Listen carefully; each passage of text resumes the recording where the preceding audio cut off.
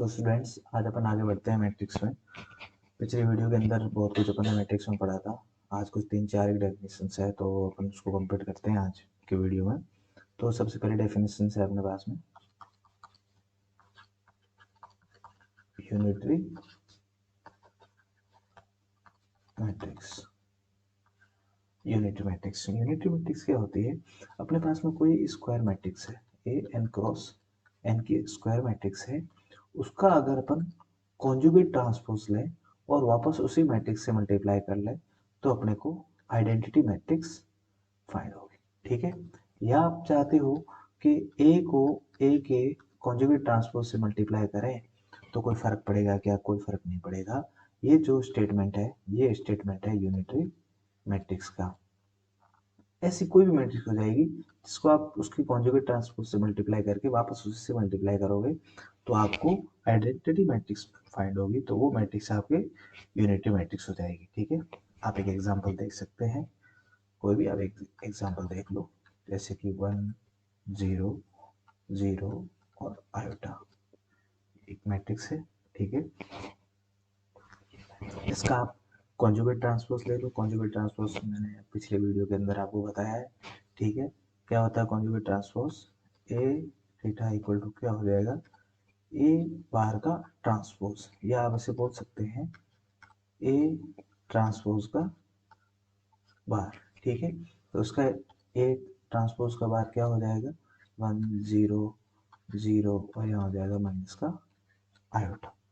ठीक है, अब जब इसको अपन मल्टीप्लाई करेंगे, ठीक है, तो आप देख सकते हो 1 0 0 आयोटा को आप मल्टीप्लाई करोगे 1 0 0 माइनस के आयोटा से, तो आप इजीली देख सकते हैं 1 0 0 1 आपको फाइंड होगा। देख सकते हो 1 का 1 से मल्टीप्लाई, 0 का 0 से 1, 1 का 0 से 0, 0 का आयोटा से 0, 0 देख सकते हैं, 0 का 1 से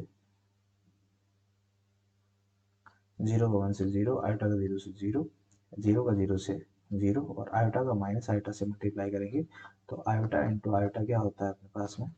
आयोटा स्क्वायर की वैल्यू जो होती है वो क्या होती है? -1 होती है। तो माइनस आगे है ही, जो माइनस माइनस प्लस हो जाएगा, तो अपने पास में एक आइडेंटिटी मैट्रिक्स होगी। ठीक है, इसे बोलते हैं यूनिटी मैट्रिक्स। नेक्स्ट अपने पास में आती है नॉर्मल मैट्रिक्स। नेक्स्ट अपने पास में नॉर्मल मैट्रिक्स। यूनिटी मैट्रिक्स और नॉर्मल मैट्रिक्स में एक कंडीशन का ही डिफरेंस है। नॉर्मल मैट्रिक्स क्या होती है? एक ऐसी स्क्वायर मैट्रिक्स, एक ऐसी n क्रॉस n की कोई मैट्रिक्स है जिसका कॉन्जुगेट ट्रांसपोज और उसके उसी मैट्रिक्स से मल्टीप्लाई करें, और कोई मैट्रिक्स है उसको उसके कॉन्जुगेट ट्रांसपोज से मल्टीप्लाई करें तो उसकी जो वैल्यू जो है वो इक्वल होगी। बस यूनिटी मैट्रिक्स के अंदर क्या एक कंडीशन ऐड थी कि इसको मल्टीप्लाई करने के बाद फिक्स है कि वो एक आइडेंटिटी मैट्रिक्स ही फाइंड होगी, लेकिन यहाँ ऐसा नहीं है। यहाँ पर जो इनको अपन मल्टीप्लाई करेंगे वो मल्टीप्लाई के इक्वल ही आएगी। ठीक है, तो अपन यहाँ पर एक स्टेटमेंट अपन बोल सकते हैं कि यूनिटी मैट्रिक्स जो है, यहाँ पर क्या बोल सकते हैं अपन अपने पास में कि यूनिटी मैट्रिक्स जो है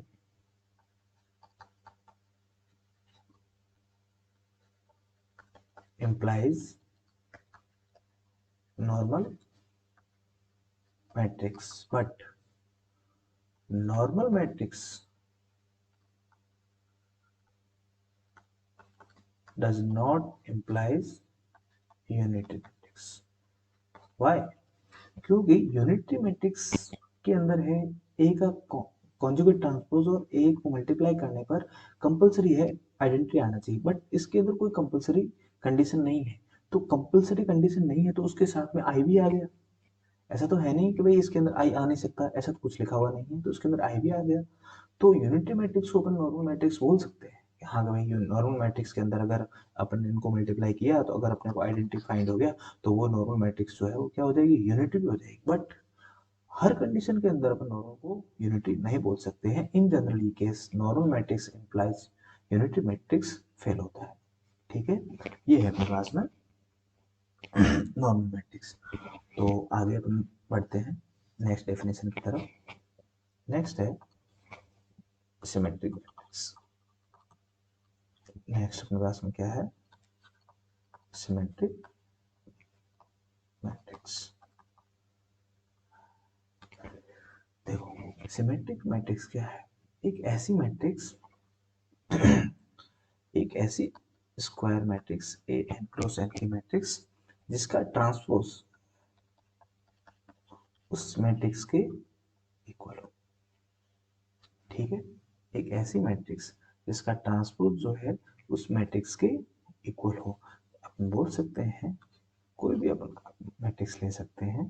देखो उसका ट्रांसपोज का मतलब क्या है कि अपन उसके जैसे ही जो रो है, कोई भी रो है, अपन उस रो को कॉलम में चेंज कर दो, रो को आप कॉलम में चेंज कर दो, तो वो जो मैट्रिक्स फाइंड हो जाएगी वही ट्रांसपोज होता है, जो मैंने पिछले वीडियो में आपको बता रखा है। ठीक है, देखो कोई मैट्रिक्स ले लिया अपन ने, 1 2 3 2 4 6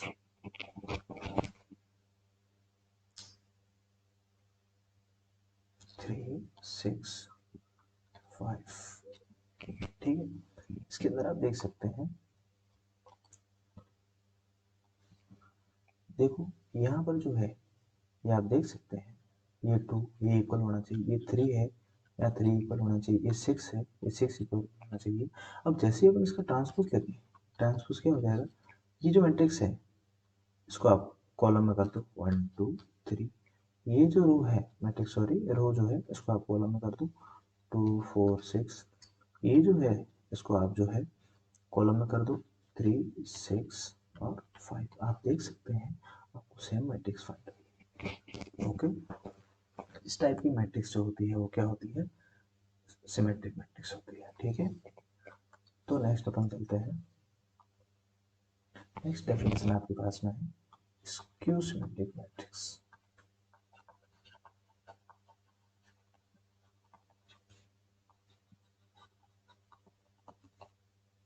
स्क्यू सिमेट्रिक मैट्रिक्स क्या है, देखो ऐसी मैट्रिक्स जिसका एन क्रॉस एन की मैट्रिक्स, एक ऐसी स्क्वायर मैट्रिक्स जिसका ट्रांसपोज लेने पर अपने को माइनस ऑफ ए फाइंड हो।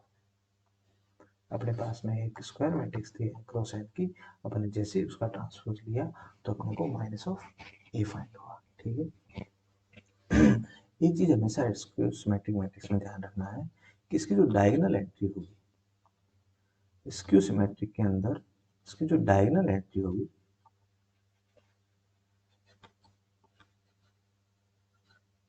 हमेशा 0 होगी। देखो यहाँ आप देख सकते हैं इसकी डायगोनल एंट्री जो है वो 0, देखो 1 2 3 माइनस का 1 माइनस का 2 माइनस का 3, देख सकते हैं।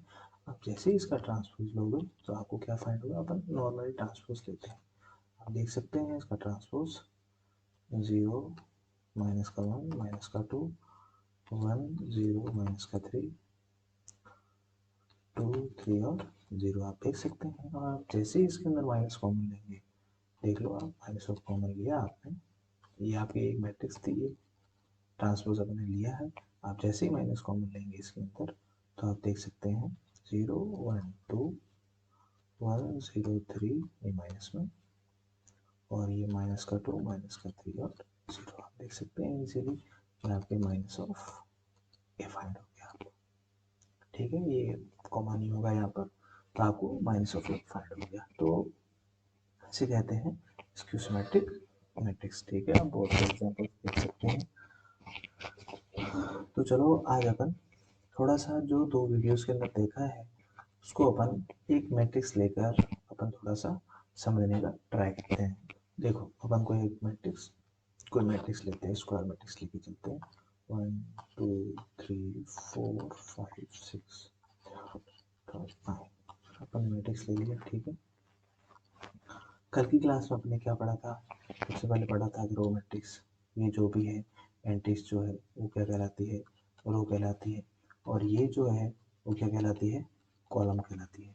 ठीक है। अगर कोई भी मैट्रिक्स दे रखी है जिसके अंदर सिर्फ एक रो है तो उसे बोलेंगे रो मैट्रिक्स, ठीक है। और उसे पढ़ने का तरीका होता है n×1, जितने की मैट्रिक्स है क्या 1×n पढ़ने का तरीका होता है रो मैट्रिक्स को, ठीक है।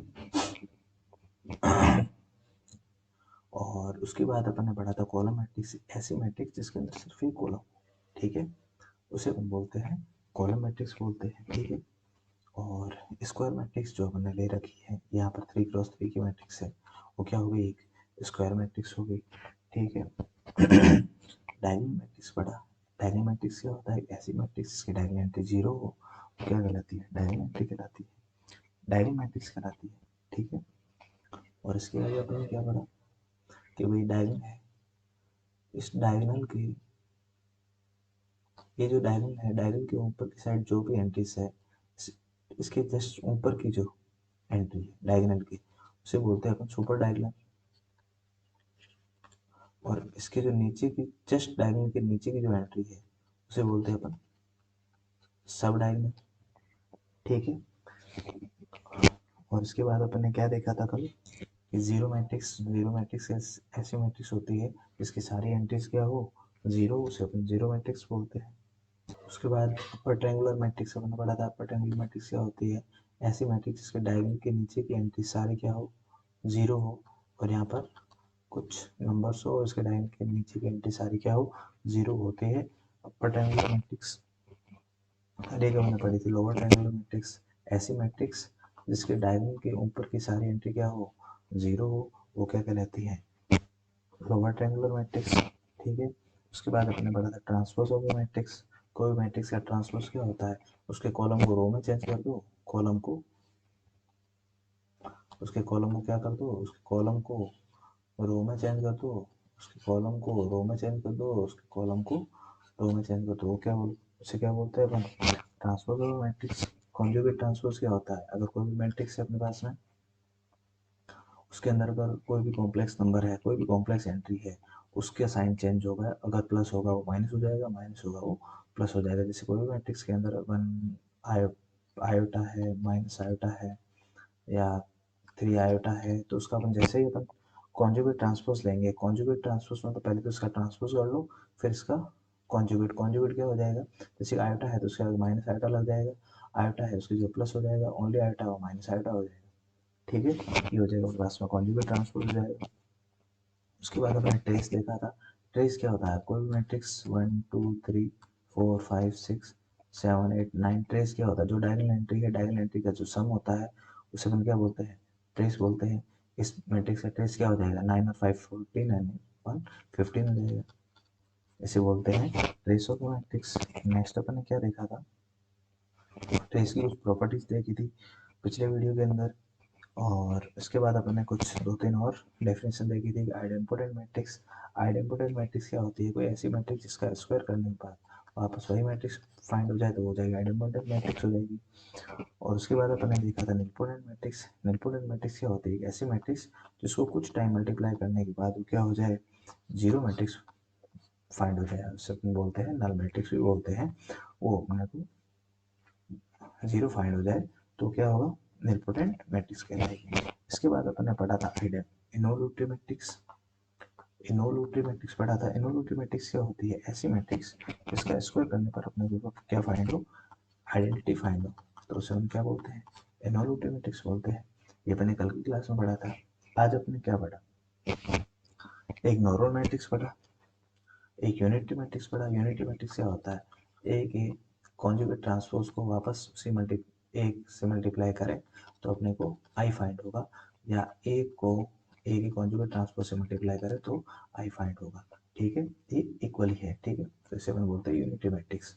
और नॉर्मल मैट्रिक्स क्या होती है कि एक कॉन्जुगेट ट्रांसपोज का मल्टीप्लाई इक्वल होता है ए इंटू ए का कॉन्जुगेट ट्रांसपोज। इसके कोई कंपलसरी नहीं है कि वो आइडेंटिटी के इक्वल होगा, कोई जरूरी नहीं है, ठीक है।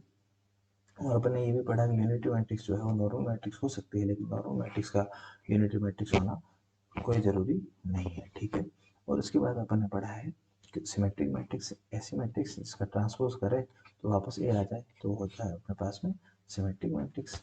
और इसकी सिमेट्रिक क्या होती है, ए का ट्रांसपोज इक्वल टू माइनस का ए होता है, वो हो जाती है अपने पास में सिस्टमैटिक मैट्रिक्स, ठीक है। तो स्टूडेंट्स ये अपने 2 क्लासों के अंदर जो भी मैट्रिक्स के बारे में था ये आप एक बार पढ़ लेंगे। एक बार वीडियोस देखने पर आपके मैट्रिक्स एक बार मतलब दिमाग में पूरा रिवीजन हो जाएगा।